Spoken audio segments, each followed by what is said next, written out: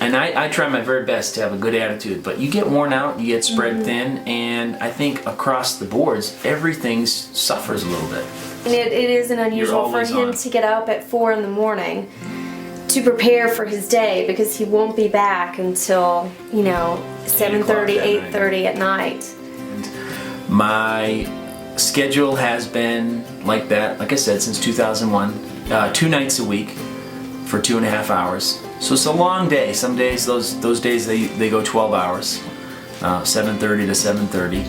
And on many of those nights when the kids had activities or different kinds of things that I would have liked to attended, I'm there teaching. Kind of the cost of living that keeps growing doesn't really meet up. It begins to exceed kind of the income and the sort of stinky insurance. We have these opportunities where we look at our kid and go, how sick really are you? Because we haven't met our deductible and we're probably not going to.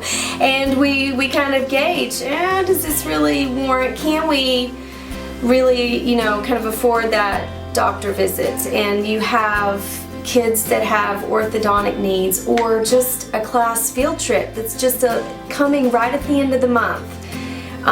Just before the next paycheck, and so we're kind of gauging, like, gosh, what pool of money can we pull from to see that our child has an experience? Job, and the class sizes are huge. Like sometimes if people have questions in my class, because I know we have 31 people in our algebra and English class, so sometimes people don't get the attention they need.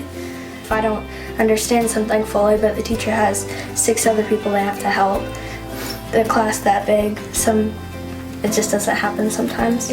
We're using textbooks that are falling apart.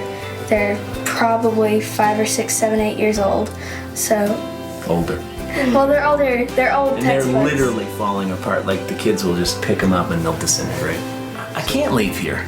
I feel really connected to this place, and I feel, like I said, there's a real sense of community. When I see people at different events in town, it's really refreshing. I'll see someone who's 26 years old I had way back in 2001.